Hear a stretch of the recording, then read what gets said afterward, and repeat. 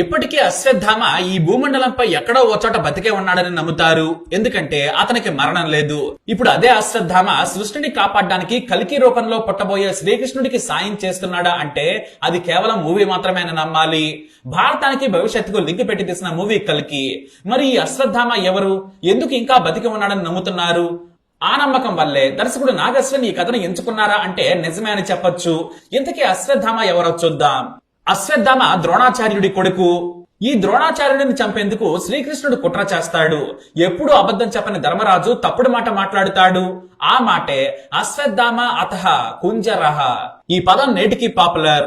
కొడుకు చనిపోయాడని తెలిస్తే ద్రోణాచార్యుడు తట్టుకోలేడని, సులభంగా అతడిని చంపొచ్చని శ్రీకృష్ణుడు చెబుతాడు. కానీ అందుకు అబద్ధం చెప్పాలని ధర్మరాజుని కోరుతాడు. కానీ తాను చెప్పలేనంటాడు ధర్మరాజు. అందుకు ఉపాయం కూడా చెబుతాడు. ద్రోణుడు దృష్టభ్యుమ్నుడు భీకరంగా యుద్ధం చేసుకుంటూ ఉంటారు. ద్రోణుడు దాటికి పాండవులు తట్టుకోలేకపోతుంటారు. ఇంతలో ద్రోణుడికి ఉపయోగపడేటట్టుగా అశ్వత్థామ అతః అంటాడు. ఆ తర్వాత ద్రోణుడికి వినపడకుండా కుంజరః అంటాడు ధర్మరాజు. అంటే చనిపోయింది అశ్వత్థామ కాదు, కుంజర అనే ఏనుగు అని అర్థం. కాకపోతే శ్రీకృష్ణుడి మాయాకుట్ర వల్ల అశ్వత్థామ చనిపోయాడని గట్టిగా చెప్పించి కుంజరః అనే మాట వినకుండా మెల్లిగా చెప్పమంటాడు. పైగా ఆ సమయంలో యుద్ధ బేరీలు మోగిస్తాడు శ్రీకృష్ణుడు. దీంతో కుంజరః అనే పదం ఆ చప్పుడికి ద్రోణుడికి వినిపించదు. అశ్వత్థామ అతః అనే మాట వినగానే ద్రోణుడు ఒక్కసారిగా దుఃఖంతో మునిగిపోతాడు. ఇక తాను యుద్ధం చేయాలనని అస్త్ర సన్యాసం చేసి కొడుకును తలుచుకుంటూ ఏడుస్తుంటే దృష్టద్యుమ్నుడు ఇదే సరైన సమయమని అక్రమంగా యుద్ధనీతికి వ్యతిరేకంగా ద్రోణాచార్యుడిని చంపేస్తాడు. ఇది తెలిసిన అశ్వత్థాముడు పగతో రగిలిపోతాడు. మీరు అన్యాయంగా చంపితే మిమ్మల్ని అన్యాయంగా చంపుతానని అశ్వత్థాముడు రగిలిపోతూ ఉంటాడు. ఇది అశ్వత్థామ అతః కుంజరః అనే మాట వెనుకున్న కథ. కానీ అశ్వత్థాముడి పుట్టుక చరిత్ర ఇంకా గొప్పగా ఉంటుంది. ఎందుకంటే శ్రీకృష్ణుడు సైతం ఇతని చేతిలో చనిపోయేంత భయంకరంగా ఉంటుంది. అశ్వత్థామ ద్రోణుడికి కృపికి పుట్టిన బిడ్డ. కర్ణుడు సహజమైన కవచ కుండలాలతో ఎలా పుట్టాడో అశ్వత్థాముడు కూడా పుట్టుకతో తల మీద మెరిసే శక్తివంతమైన మణితో పుట్టాడు. ఈ మణి వల్లే అశ్వత్థామకు ఎలాంటి అస్త్రశాస్త్రాలంటే భయం ఉండేది కాదు. ఆకలి దాహం అనే అవసరమే ఉండదు. వ్యాధులు శత్రువులు అన్న భయం కూడా అసలే ఉండదు. దీంతో మణి వల్ల కాస్త అహంకారంతో వ్యవహరించేవాడు అశ్వత్థామ. అతనికి ద్రోణుడు ఆ పేరెందుకు పెట్టాడంటే పుట్టుకతోనే నలుదిక్కులా ప్రతిధ్వనించేలా గుర్రంలా స్థకలించాడు. అందుకే అశ్వత్థామ అని పేరు పెట్టాడు. స్థామ అంటే 4 దిక్కులని అర్థం. ఇక ఇతను చిరంజీవి, మరణం లేని జన్మ. తండ్రి సంస్కారవంతంగా పెంచాలనుకున్నాడు. ద్రోణుడు ఎంతో పద్ధతిగా ఉంటాడు. కానీ అశ్వత్థామ తల్లి కృపి మాత్రం చదువు సంస్కారాలు లేకుండా ఉంటుంది. పైగా చెడు బుద్ధితో వ్యవహరించే మేనమామ కృపుడు కూడా అశ్వత్థామ చెడిపోవడానికి కారణమయ్యాడు. అయితే ఎంతో శక్తివంతమైన తండ్రిని అన్యాయంగా అబద్ధమాడించి చంపారని పాండవులు శ్రీకృష్ణుడిపై కోపం పెంచుకుంటాడు అశ్వత్థామ. వారి అంతు చూడాలనుకుంటాడు. ఇక కురుక్షేత్రం యుద్ధం ముగిసిన తర్వాత కౌరవుల పక్షాన మిగిలింది 4. అశ్వత్థామ, కృపుడు, కృతవర్మ, దుర్యోధనుడు. కానీ ఈ ముగ్గురు బతికి ఉన్న విషయం దుర్యోధనుడికి తెలియదు. దీంతో జలస్తంభన చేసి నీటి అడుగు భాగంలో దాక్కుంటాడు. అప్పుడు అశ్వత్థామ ఏడుస్తాడు. మేము 4 కలిసి పాండవులను ఓడించలేమా అని బాధపడుతూ ఉంటాడు. ఇక తండ్రి మరణం గుర్తుకు వచ్చి పాండవులను చంపేందుకు బయలుదేరతాడు అశ్వత్థామ. కానీ వారు పాండవులు ఉన్న చోటుకు వెళ్లే సమయానికే చీకటి పడుతూ ఉంటుంది. మరోవైపు యుద్ధ సమయం ముగిసింది కానీ దుర్యోధనుడు కనిపించడం లేదని పాండవులు కలత చెందుతూ ఉంటారు. దుర్యోధనుడు బతికి ఉంటే యుద్ధం ముగిసినట్లు కాదని శ్రీకృష్ణుడు చెబుతాడు. ఇక నీటి అడుగు భాగంలో దాక్కున్న దుర్యోధనుడిని గుర్తించి బయటకు రమ్మంటాడు. ఇక్కడ కూడా భీకర యుద్ధం సాగుతుంది. భీముడు వర్సెస్ దుర్యోధనుడు యుద్ధం చేస్తూ ఉంటారు. ఆ సమయంలో శ్రీకృష్ణుడు భీముడికి సైగ చేసి తొడల మీద కొట్టమంటాడు. దీంతో భీముడు వెంటనే దుర్యోధనుడి తొడలను విరగొడతాడు. దీంతో అతని శక్తి అంతా పోతుంది. చివరకు కొన ప్రాణంతో ఉన్న దుర్యోధనుడి దగ్గరకు వస్తాడు అశ్వత్థామ. ఇక దుర్యోధనుడు మరణిస్తున్నప్పుడు పాండవుల కుమారులను చంపమని అశ్వత్థామను అడుగుతాడు. ఇక్కడ కుమారులు అంటే వారసులు, భావి తరాల పాండవులు కూడా ఉండకూడదంటాడు. అంటే కడుపులో ఉన్న బిడ్డ సైతం ఉండకూడదు అని దుర్యోధనుడు కోరిక కోరుతాడు. నేను రాత్రికి రాత్రే పాండవులను చంపుతానని దుర్యోధనుడికి మాటిస్తాడు అశ్వత్థామ. ఆ మాట విన్న దుర్యోధనుడు అశ్వత్థామని సర్వసేనాని చేస్తాడు. అశ్వత్థామ, కృపుడు, కృతవర్మలు పాండవ శిబిరాలకు చేరుకొని అడవి దగ్గర దాక్కుంటారు. అన్యాయం చేసి గెలిచారు కాబట్టి తాము కూడా అన్యాయంగానే చంపుతాము, నా తండ్రిని చంపిన దృష్టద్యుమ్నుడిని చంపుతానని చెబుతాడు. ముగ్గురు రహస్యంగా ఓ శిబిరం చేరుకుంటారు. అక్కడ దృష్టద్యుమ్నుడు ఉన్నట్లు గమనిస్తాడు.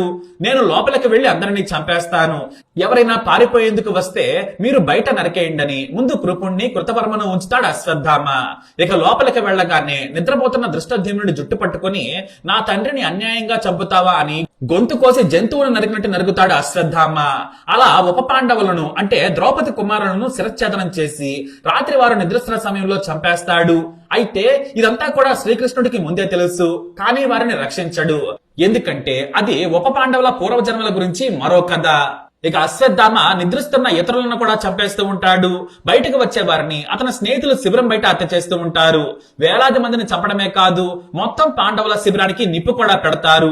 ఇదే విషయాన్ని కొన ఊపిరితో ఉన్న దుర్యోధనుడి దగ్గరకు వచ్చి చెబుతారు. ఆ మాట విన్న దుర్యోధనుడు మరణ వేదన నుంచి విముక్తి పొంది సంతోషంగా ప్రాణాలు వదులుతాడు. అయితే పాండవుల భవిష్యత్ తరం ఉత్తర గర్భంలో ఉందని తెలుసుకుంటాడు అశ్వత్థామ. అప్పటికి అభిమన్యుడి భార్య గర్భవతి. అశ్వత్థామ దానిని కూడా నాశనం చేయాలి అనుకుంటాడు. ఇక మరోపక్క అశ్వత్థాముడి హత్యాకాండను తెలుసుకున్న పాండవులు ఆగ్రహంతో రగిలిపోతారు. తమ బంధువులు, స్నేహితులు, కొడుకులు చనిపోయారని అందరూ కన్నీరు మున్నీరవుతారు. అప్పుడే నేను అశ్వత్థామను చంపుతానని భీముడు గద తీసుకుని బయలుదేరుతాడు. నా బాలను చంపిన వాడిని నరికి చంపుతానంటాడు. అయితే ద్రౌపది అప్పుడే భీముడిని ఓ కోరిక కోరుతుంది. అశ్వత్థామ తల మీద శక్తివంతమైన మణి ఉంటుందని విన్నాను, అది నాకు తెచ్చిస్తే కళ్ళారా చూస్తానని కోరుకుంటుంది. సరేనని చెబుతాడు భీముడు. ఇక అస్త్రాలతో బయలుదేరుతాడు. అది తెలిసి శ్రీకృష్ణుడు ధర్మరాజు అర్జునుడిని కూడా వెళ్ళమని చెబుతారు.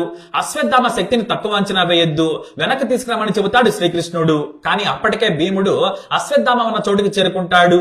ఇక ఋషులు, వ్యాసుడు కనిపించడంతో అప్పుడే అశ్వత్థామ స్నానం చేసి నారబట్టలు కట్టుకుని సేద తీరుతూ ఉంటాడు.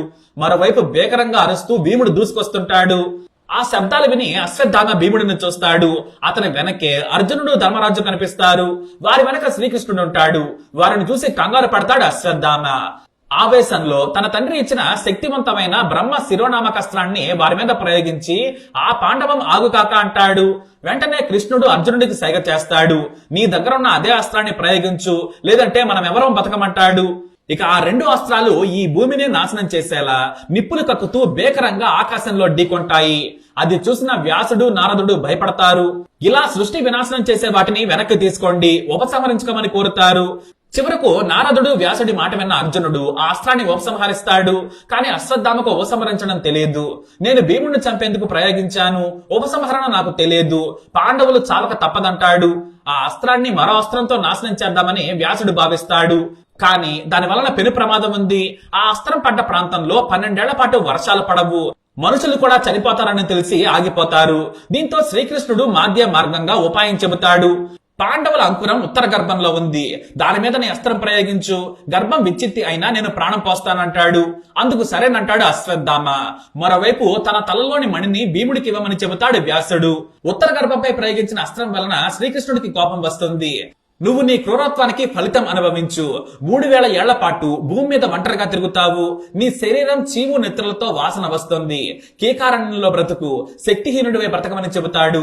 ఆ తర్వాత చివరకు ఈశ్వరత్వాన్ని పొందుతాడు అశ్వత్థామ. అయితే అశ్వత్థామ చాలా ఏళ్లు బ్రతుకుతాడు. శ్రీకృష్ణుడి ప్రకారమే 3000 ఏళ్లంటే మనకు లక్షల ఏళ్లతో సమానం. అంటే అశ్వత్థామ ఖచ్చితంగా ఎక్కడో బతికే ఉన్నాడని అర్థం. ఇతని మణి మాత్రం ద్రౌపది ధర్మరాజు తలపై ఉన్న కిరీటంలో ఉంచుతుంది. అలా పుట్టుకతో మణితో జన్మించిన అశ్వత్థామ చావులో మణి లేకుండానే ఈశ్వరత్వాన్ని పొందుతాడనేది కథ. కానీ ఈ మనే గనక ఉంటే అశ్వత్థామకు మరణం లేదు. ఒకానొక సమయంలో అహంకారంతో ఏకంగా శ్రీకృష్ణుడితో నేను సమానమని కూడా విర్రవీగుతాడు. నీ చక్రమం నాకు ఇవ్వమని కూడా అడుగుతాడు. తీసుకోమని ఇవ్వగా దాన్ని మోయలేక కాదు, కనీసం ఎత్తలేక అవమానంతో వెళ్లిపోతాడు అశ్వత్థామ. కానీ అశ్వత్థామకు తండ్రి అంటే అంతులేని ప్రేమ. ఇటు తండ్రి ద్రోణుడికి కూడా కొడుకంటే ప్రాణం. ఆ కొడుకే చనిపోయాడని స్వయాన ధర్మరాజు చెప్పాడని ప్రాణం వదిలేస్తాడు. ఇటు తల్లి తన కొడుకు బతికే ఉంటాడని భర్త చనిపోయినా కూడా అశ్వత్థామ కోసం బతికే ఉంటుంది.